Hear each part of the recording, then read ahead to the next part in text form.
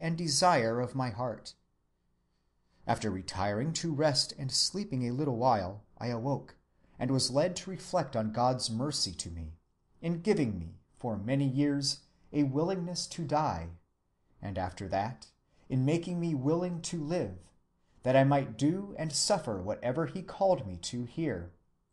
I also thought how God had graciously given me an entire resignation to his will, with respect to the kind and manner of death that I should die, having been made willing to die on the rack or at the stake, and if it were God's will, to die in darkness. But now it occurred to me, I used to think of living no longer than to the ordinary age of man. Upon this I was led to ask myself whether I was not willing to be kept out of heaven even longer, and my whole heart seemed immediately to reply, yes, 1,000 years, and 1,000 in horror, if it be most for the honor of God, the torment of my body being so great, awful, and overwhelming that none could bear to live in the country where the spectacle was seen, and the torment of my mind being vastly greater. And it seemed to me that I found a perfect willingness, quietness, and alacrity of soul in consenting that it should be so, if that were most for the glory of God, so that there was no hesitation, doubt, or darkness in my mind. The glory of God seemed to overcome me and swallow me up, and every conceivable suffering and everything that was terrible to my nature seemed to shrink to nothing before it. This resignation continued in its clearness and brightness the rest of the night, and all the next day, and the night following, and on Monday in the forenoon, without interruption or abatement." The annals of Catholic saintship abound in records as ecstatic or more ecstatic than this. Often the assaults of the divine love, it is said of the sister Seraphique de la Martinière, "reduced her almost to the point of death. She used tenderly to complain of this to God. 'I cannot support it,' she used to say. 'Bear gently with my weakness, or I shall expire under the violence of your love.'" Let me pass next to the charity and brotherly love which are a usual fruit of saintliness, and have always been reckoned essential theological virtues, however limited may have been the kinds of service which the particular theology enjoined. Brotherly love would follow logically from the assurance of God's friendly presence, the notion of our brotherhood as men being an immediate inference from that of God's fatherhood of us all. When Christ utters the precepts, "Love your enemies, bless them that curse you, do good to them that hate you, and pray for them which despitefully use you and persecute you," he gives for a reason, "that ye may be the children of your Father which is in heaven, for he maketh his sun to rise on the evil and on the good, and sendeth rain on the just and on the unjust." One might therefore be tempted to explain both the humility as to oneself and the charity towards others which characterize spiritual excitement, as results of the all-leveling character of theistic belief. But these affections are certainly not mere derivatives of theism. We find them in Stoicism, in Hinduism, and in Buddhism in the highest possible degree.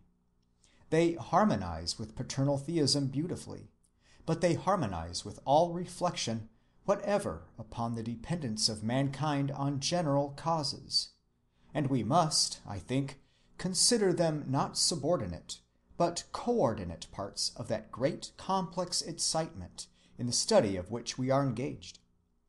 Religious rapture, moral enthusiasm, ontological wonder, cosmic emotion, are all unifying states of mind, in which the sand and grit of the selfhood incline to disappear, and tenderness to rule. The best thing is to describe the condition integrally, as a characteristic affection to which our nature is liable, a region in which we find ourselves at home, a sea in which we swim, but not to pretend to explain its parts by deriving them too cleverly from one another. Like love or fear, the faith state is a natural psychic complex, and carries charity with it by organic consequence. Jubilation is an expansive affection, and all expansive affections are self-forgetful and kindly so long as they endure. We find this the case even when they are pathological in origin.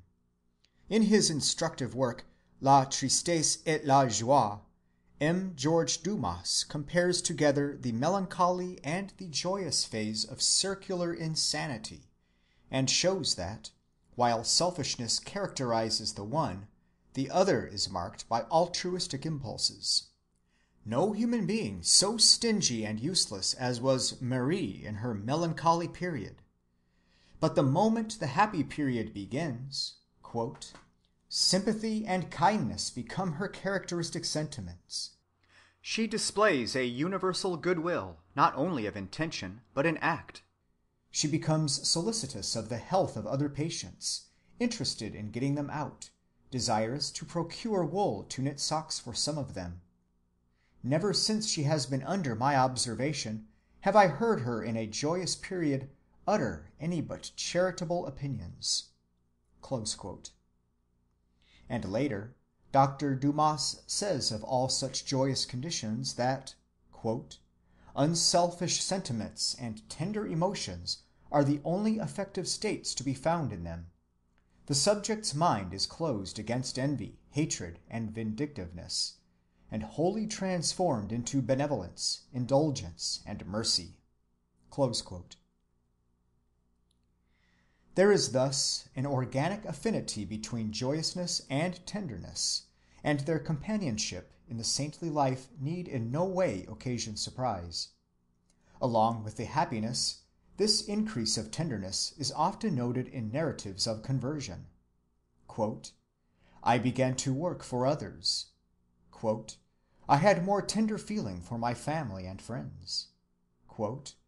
"I spoke at once to a person with whom I had been angry." "I felt for everyone and loved my friends better." "I felt everyone to be my friend." These are so many expressions from the records collected by Professor Starbuck. "When," says Mrs. Edwards, continuing the narrative from which I made quotation a moment ago, "I arose in the morning of the Sabbath, I felt a love to all mankind, wholly peculiar in its strength and sweetness, far beyond all that I had ever felt before. The power of that love seemed inexpressible. I thought, if I were surrounded by enemies who were venting their malice and cruelty upon me, and tormenting me, it would still be impossible that I should cherish any feelings towards them but those of love and pity, and ardent desires for their happiness. I never before felt so far from a disposition to judge and censure others as I did that morning. I realized also, in an unusual and very lively manner, how great a part of Christianity lies in the performance of our social and relative duties to one another. The same joyful sense continued throughout the day, a sweet love to God and all mankind." Whatever be the explanation of the charity, it may efface all usual human barriers. The barrier between men and animals also. We read of Towiański, an eminent Polish patriot and mystic, that "one day one of his friends met him in the rain, caressing a big dog which was jumping upon him and covering him horribly with mud. On being asked why he permitted the animal thus to dirty his clothes, Towiański replied, 'This dog whom I am now meeting for the first time has shown a great fellow-feeling for me, and a great joy in my recognition and acceptance of his greetings. Were I to drive him off, I should wound his feelings and do him a moral injury. It would be an offense not only to him, but to all the spirits of the other world who are on the same level with him. The damage which he does to my coat is as nothing in comparison with the wrong